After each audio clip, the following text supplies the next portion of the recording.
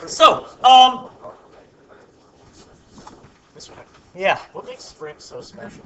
There's so much stuff on just that. I don't know, particularly because it's all the set of springs for which Hooke's law actually works is pretty small. So, and it's the spring constant is experimentally determined. There are some issues with it. So I don't have a good answer for that. I think largely just because it's a here's the best answer I can give you. It's the easiest example of a non-constant force. Oh no. Okay? Which is going to be important here, because to calculate work, we got to multiply force by distance. But if your force is changing, what force do you use? Aha! Let's discuss. All right, so that's exactly what it says here at the top of the page. Strings can be tricky business because the force exerted by a spring is not constant. It's a variable force. All right? What's that? Oh, no, I did forget the oh, no, I apologize. All right, so a spring force is the variable force from a spring. All right, so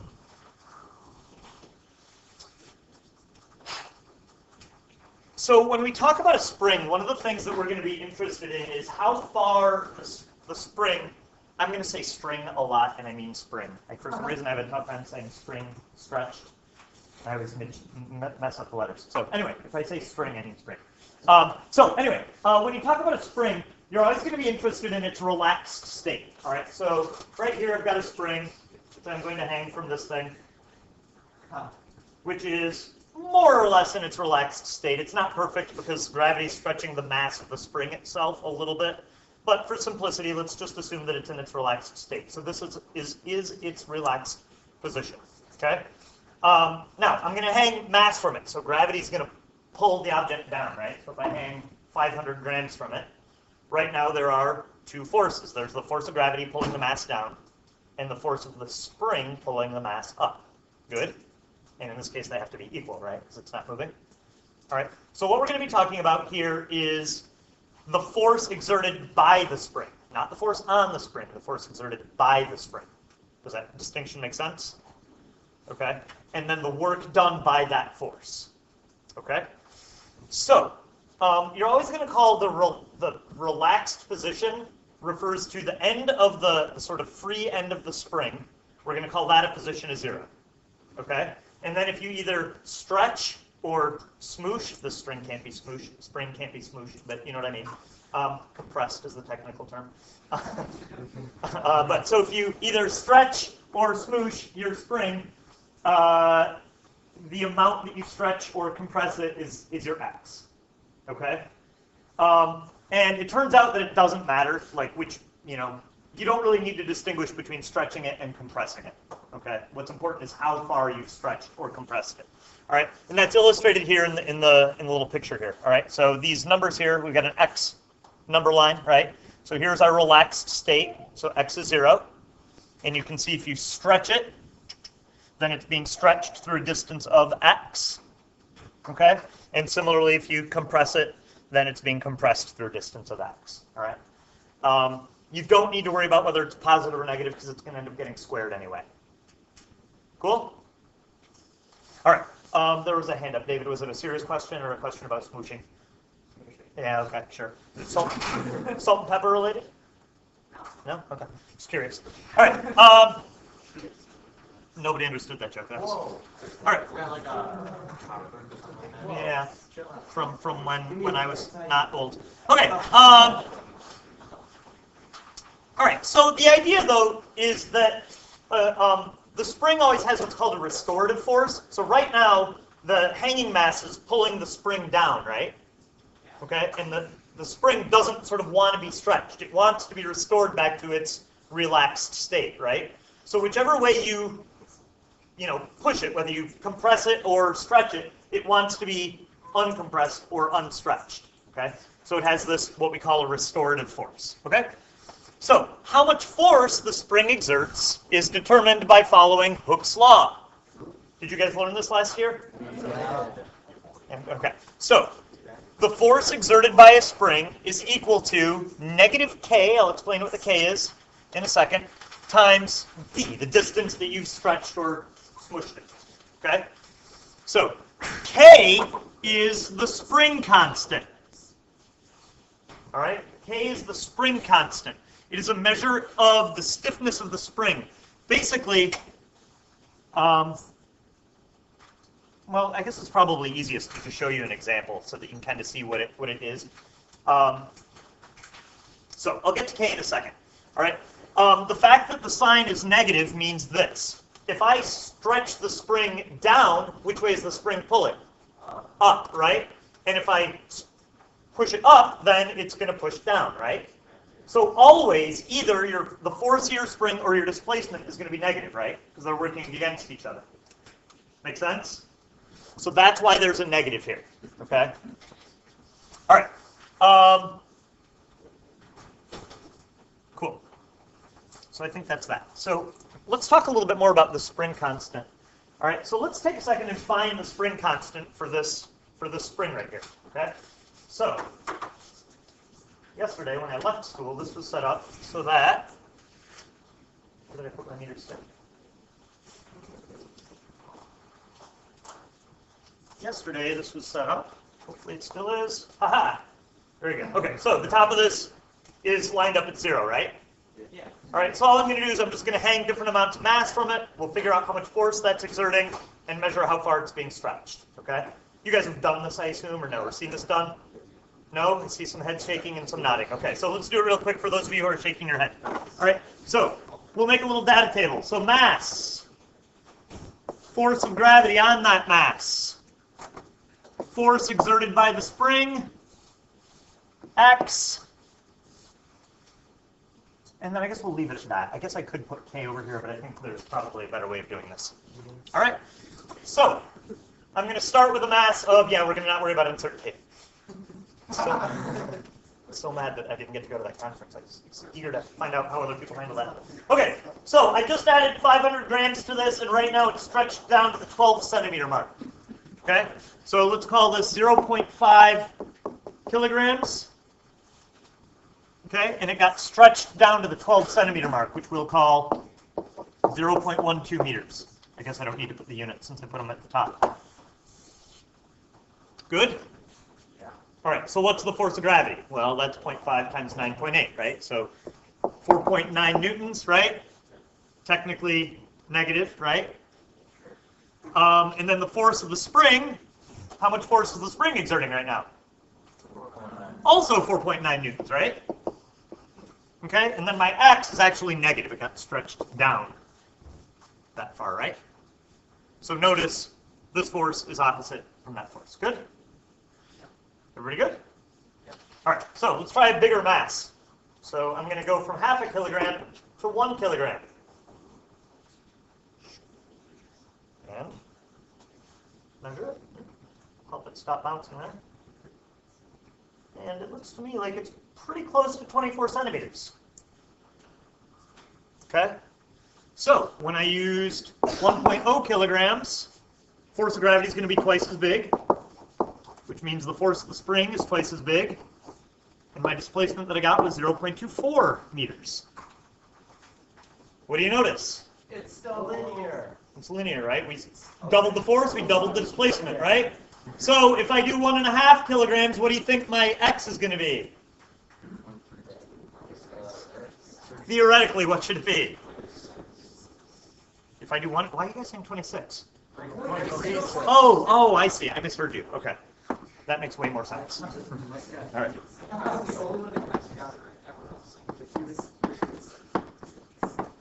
All right.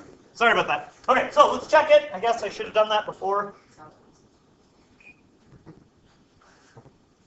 All right, so you guys see that? Can you guys see it? Pretty close to 36, right? Cool? All right. So technically, probably the best way, obviously I should have measured these more carefully. I'm doing this very quickly. But so the best way to graph this would be to make a graph. And I guess I don't want my X values to be, I guess it doesn't really matter. I just finished saying that we were going to leave the X's positive, didn't I? You said it didn't matter. Yeah, it doesn't really matter. All right, so anyway, here's what we're going to do. So, sorry.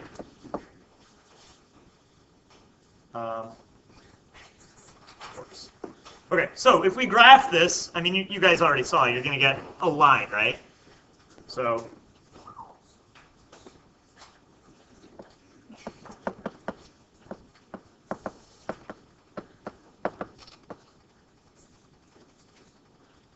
we got 4.9 newtons. I kind of multiplied everything here by -1 just to make my graph be in the quadrant I wanted. Swapped my sign conventions, basically.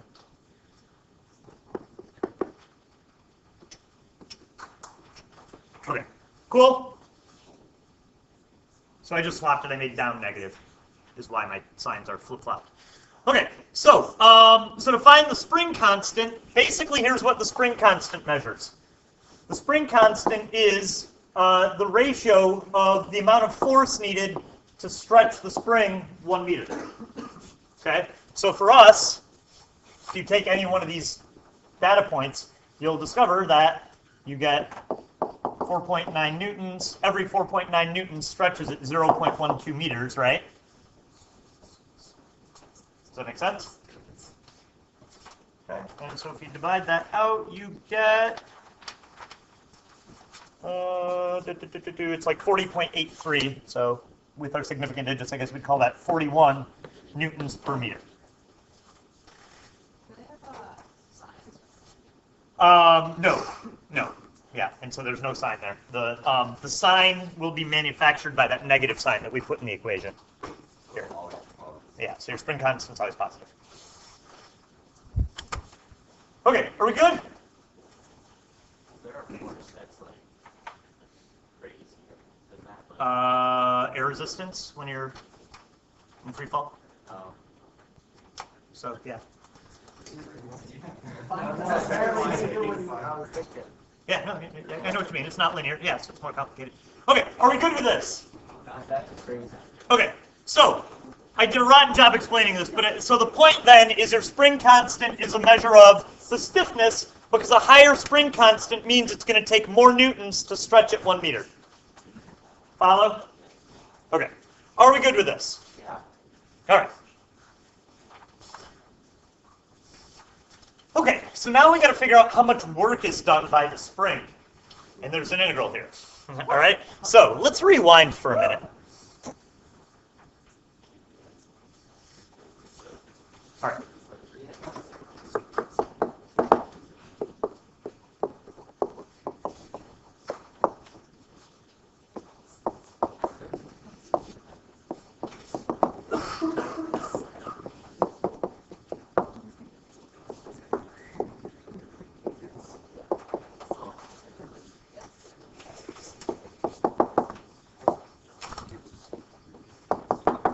All right, so suppose I give you a real simple example like this.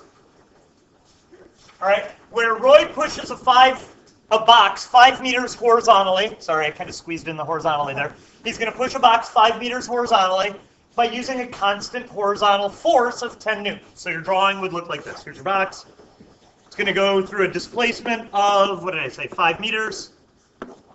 Force of Roy is 10 newtons. How much work would he do?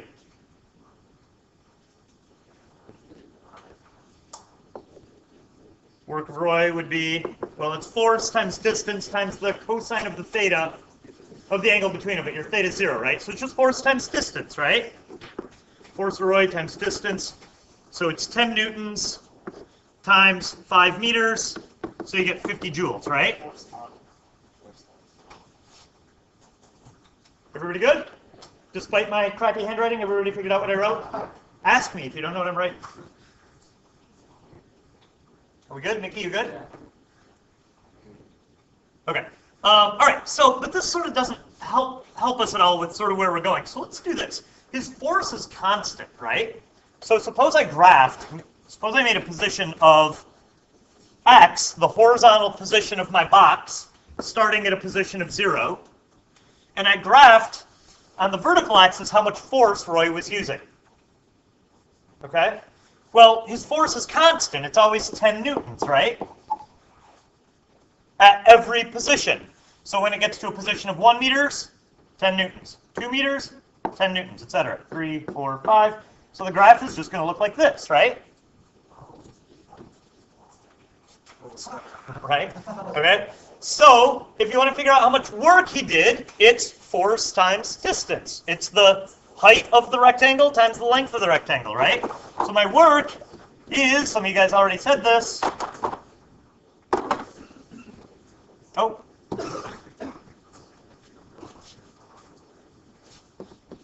So the work is 50 joules, right? Cool? So, with that logic, how would I find the work done by my spring? Well, it's the area of the triangle, right? 1/2 the base times the height, right?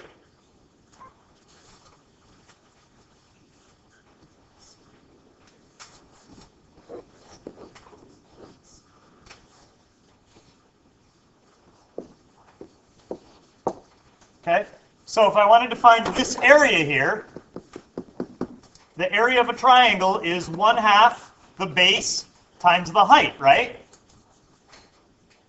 But what did we learn? What's the force equal to?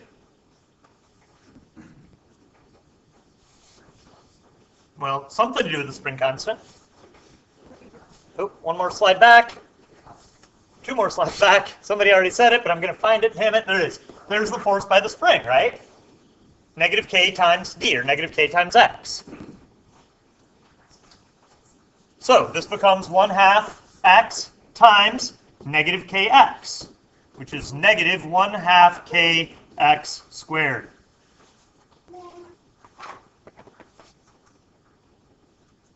Cool? All right, so that only works, though, if you're starting at an x of 0, right? If you're not starting at an x of 0, then you need to subtract out the little triangle, which is where the subtraction comes from. Follow? All right.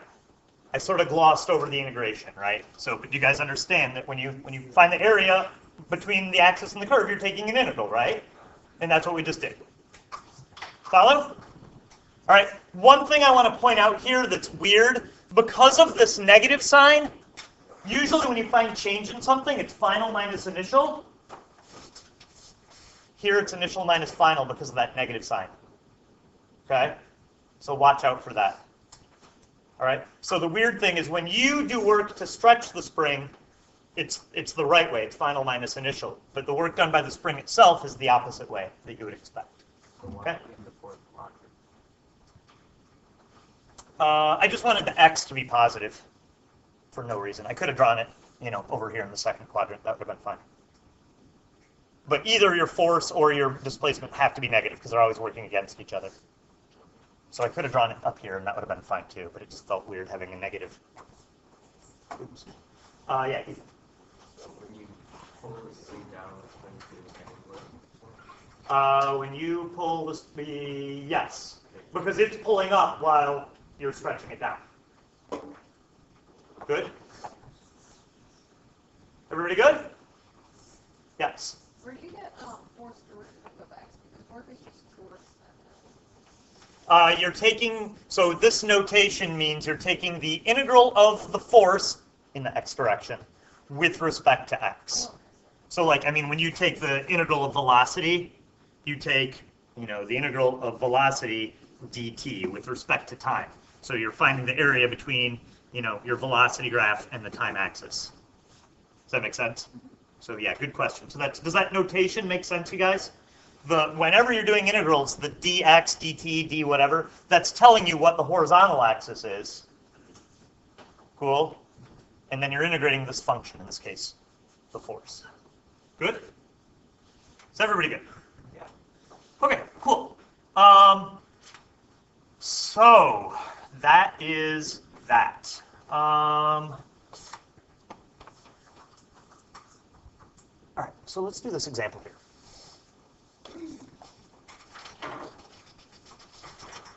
Cool.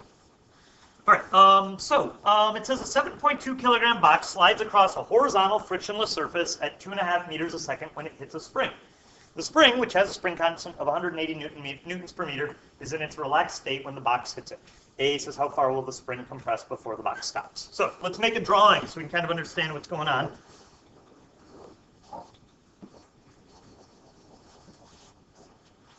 Cool. So the idea is our box is sliding along. We know that, get rid of this stupid green. We know that the mass is 7.20 kilograms. We know that the starting velocity is 2.5 meters a second. Okay, it's on a frictionless surface, so it's going to keep going at 2.5 meters a second until it gets to this point here, which we'll call x equals 0, right? Good? All right, so that's my starting. I probably should have drawn this box. So let me move it. Nope.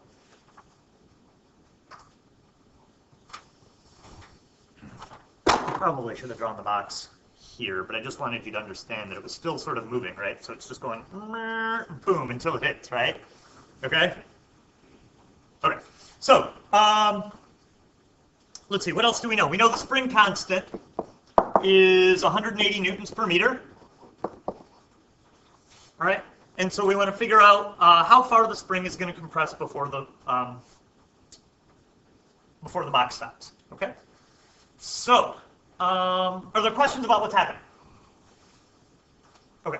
So most of the problems in this chapter, you guys, are going to revolve around that work kinetic energy theorem, which says that your net work is equal to your change in kinetic energy. Okay?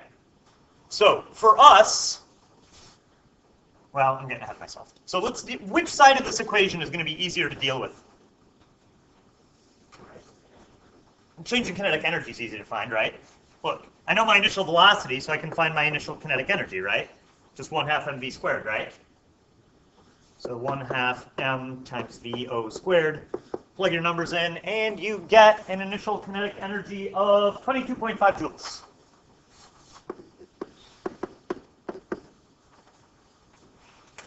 Cool? Yeah. All right. So now what's going to happen is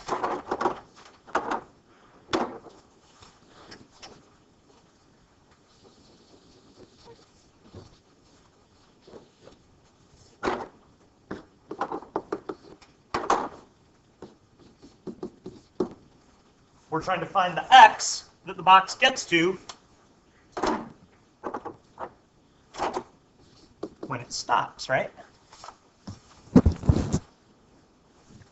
So this is a good way to make these spring drawings, is to kind of draw snapshots in time. So this represents the moment right before the box hits the spring. This represents the moment when the box stops. Yes? For when the box stops, the X box. Yeah, I shouldn't have drawn it there in the middle. Yeah, you're totally right. Yeah, no, I was thinking that when I wrote it. But I thought I had done it sloppily over there, so it's trying to be... No, you're totally right. You're totally right. Okay. All right, so are we good with what we're trying to find? All right, so my starting kinetic energy is 22.5. What's my ending kinetic energy going to be? 0, right? So that means that my change in kinetic energy is what? Negative 22.5, right? Remember, it's always final minus initial when you're doing change in something. So it's negative 22.5 joules. So that's got to equal the work done by the spring, right? So this equals the work done by a spring, which is, well, let's flip back. What was our equation for work done by a spring? Let's see, it's 1/2 kxi squared. What's our xi? 0 minus 1/2 kxf squared. That's what we can find, right? So this is really just kind of manipulating equations. So that means that negative 22.5 joules equals negative 1/2 K, which is 180, wasn't it? Yep. Newtons per meter times x squared. Let's solve for x. Yeah, Ethan. So your net work is just in the spring, Oh, thank you. Yes, I didn't highlight that though. Why is that true? Why is the net work just the work of the spring? There's no friction. Normal force and gravity don't do work, right? Because there's no motion in that direction, right? Okay. Yeah, that's the only force doing work. Good. If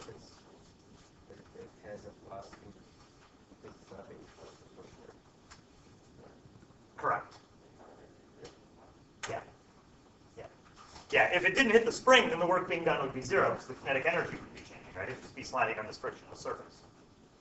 Cool? Everybody happy? Okay, so do your algebra, divide both sides by 90, take the square root. Notice the negatives cancel out, right? So we're happy. So your x ends up being 0.5 meters.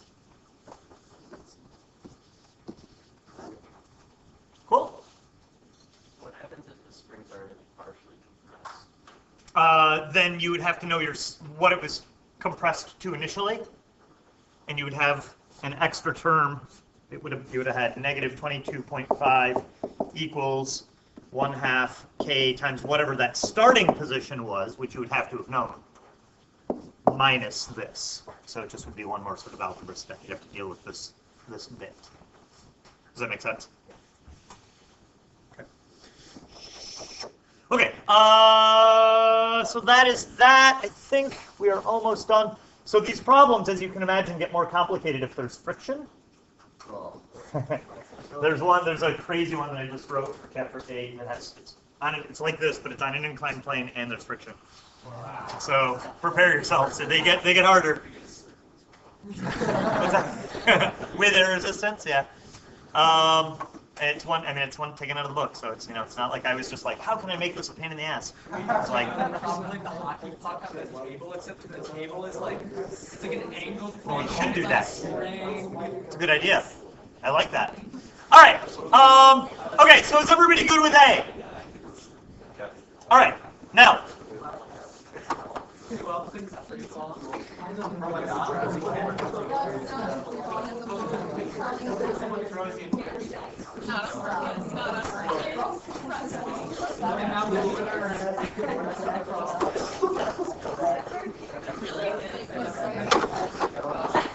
All right, guys. We're almost done. We're almost done.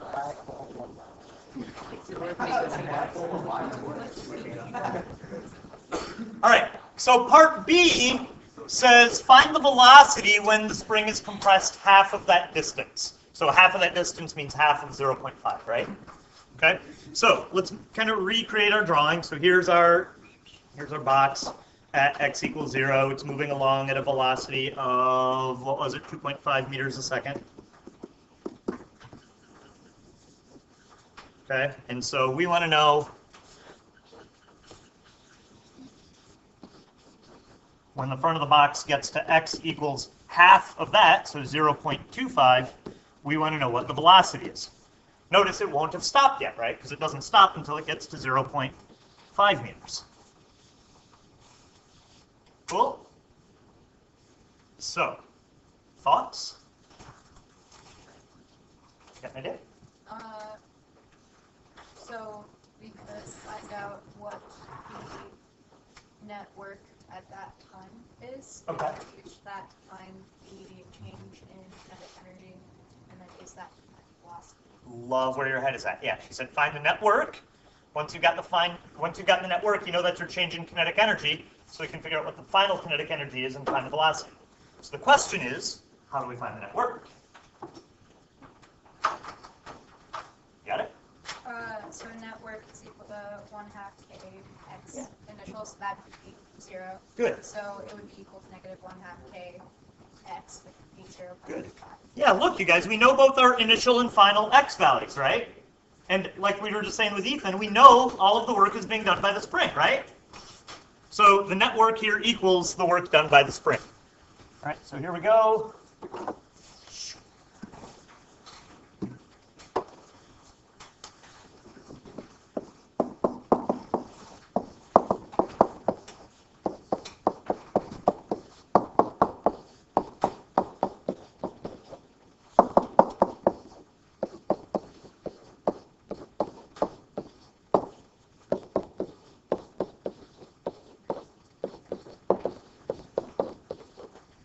I'm being sloppy about my units here. And so you end up getting negative 5.625 joules of work done by the spring, and therefore negative 5.625 joules of net work. Everybody good with that? All right, So why do we care about the net work, you guys? What do you got, Mickey? Good. That's our change in kinetic energy, right? So if change in kinetic energy is K minus KO, then that means, oops. Oh, there we go. That means that our final kinetic energy is whatever we started with plus our change in kinetic energy, right? So how much kinetic energy did we start with, you guys? 22.5 joules, right? And then we lose 5.625 joules, right? Do you guys understand that? That the change is negative. That means we're losing energy, right? So we started with this and then lost that. So our final kinetic energy, if you subtract that, gives you 16.875. Follow? Because that's how much energy, that is how much energy we're left with after we lose this much. And so now we can find our velocity. It's 2k over m, square root e. So plug in your kinetic energy, you know the mass, find your velocity, and you end up getting 2.17 meters a second.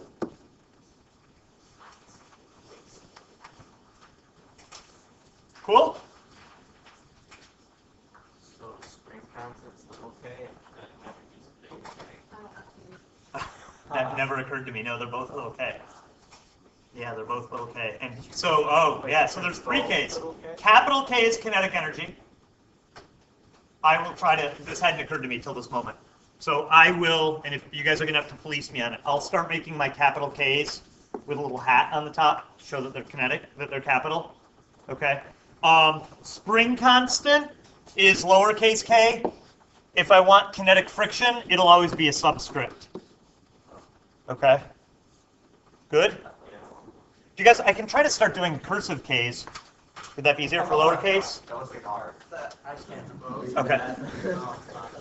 All right. I'll try to start making my kinetic energy Ks with a little hat on the top. Like, you know, to show, hey, I'm a big K. All right. No.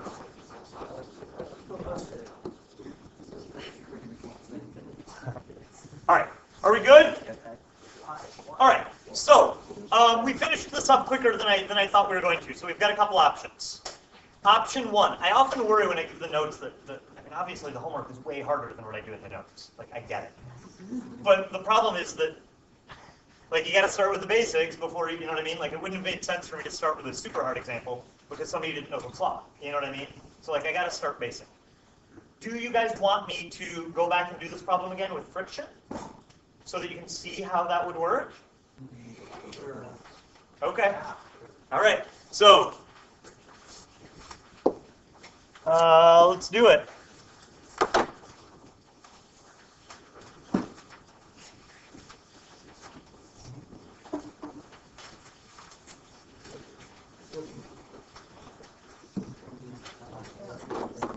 All right. I don't think we're going to have time to do both A and B. So let's just do A. We're going to repeat it, though, if the coefficient of kinetic friction is, I don't know, let's do 0.2, how about? All right, I haven't done this yet. I realized we had extra time. This seems like something useful. We'll see what happens, all right? So, what makes this tricky, shoot, am I getting ahead of myself? Can we do, yeah, we can do this. Sorry, I'm just thinking if we know enough that we can do this. All right, so a couple things. So first of all, our net work is no longer equal to the work done by the spring, right? Now our net work is going to be the work done by the spring plus the work done by friction, right? Okay, so what do you think would be a good place to start here? I think finding the force of friction makes some sense, right? Okay? Because the force of friction is going to be constant, right? So the work done by friction is going to be equal to, I guess I can put a little k here for kinetic. So the work done by kinetic friction is going to be equal to the force of kinetic friction times whatever our x is, right? Make sense? Keep in mind, x is going to be positive, friction is going to be negative, right? Follow? All right, so let's do this. So here's our box sliding along. So let's assume the problem begins that 2.5 meters a second represents the velocity it has right when it gets to the spring, when it gets to x equals 0.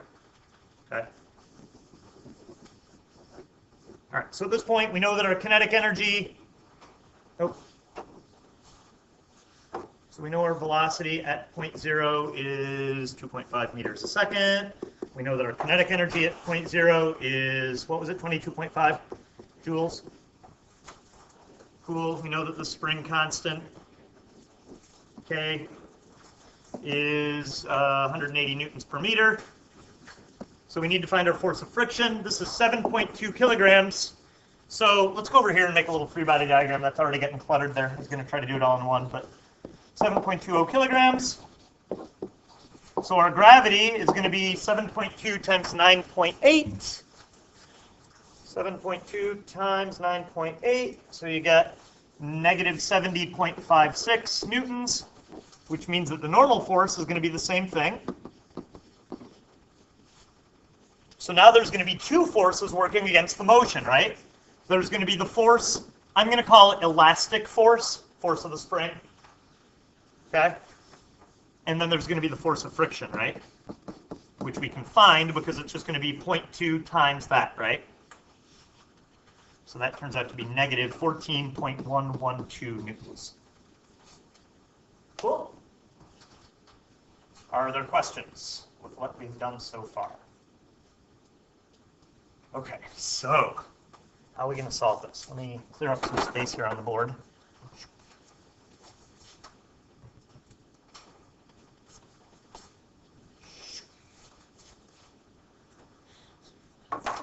You laughing at my little skip that I did to the side there? Okay, so we know our starting kinetic energy is 0, right? What's our ending kinetic energy going to be? We're doing A, sorry. Yeah, so our kinetic energy ending is going to be 0, right? So our net work, this actually is not going to be too bad. So our net work is going to be our change in kinetic energy, K for kinetic. So that's going to be K minus KO, which is 0 minus 22.5 joules, so our negative 22.5 joules. Cool? All right, now we need to come up with another expression for net work. So what's my net work equal to in this problem, you guys? The work of friction plus the work done by the spring. So was I using S before and then I just randomly switched to E? Yeah, all right, whatever. I think I usually use E, but I'll stick with S today. Sorry. Okay, everybody agree with this? Yeah. All right, so the work done by friction, oh, well, that's negative 14.112. That's our force, right? Times X. Plus the work done by the spring, that's 1/2 180 newtons per meter times X squared. Right? So we're going to have to use the quadratic formula. It's going to happen more and more often. All right, are we okay with how I got here? If you just take the x out, what do we do? We can't because it's not equal to 0. If you multiply both sides by 0, What? All right, look, this is the equation for net work, you guys, right? Well, we found our net work. It's negative 22.5. So our equation is negative 22.5 joules equals this mess. So you can factor out an x, but it doesn't get you anywhere because this isn't equal to 0. Okay? So if this had equaled 0, then you would factor out an x and you'd have two solutions. 0 and then whatever you get when you factor out the x. Okay? But because it's not, we got to use the quadratic formula. Yeah? You get a spring and press and you're holding back your leg, so would net work be work of the spring minus the work of friction? I would still write it as plus, but just one of them would be negative, one of them would be positive. I try to always stick with plus as much as I can and then just keep track of your signs. There are a couple times when I make exceptions on that. Oh, namely when you're not given the knowns, like in the video yesterday. All right. Okay, so, oh, hang it.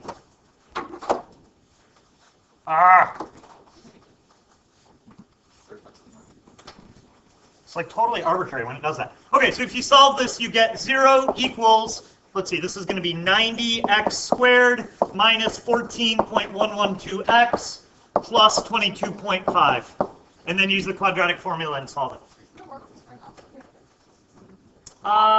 Yes, it totally is. Thank you. I missed that negative sign. You're 100% right. Ethan, was that what was messing you up? The work of the spring here should have been negative. Thank you, Francis.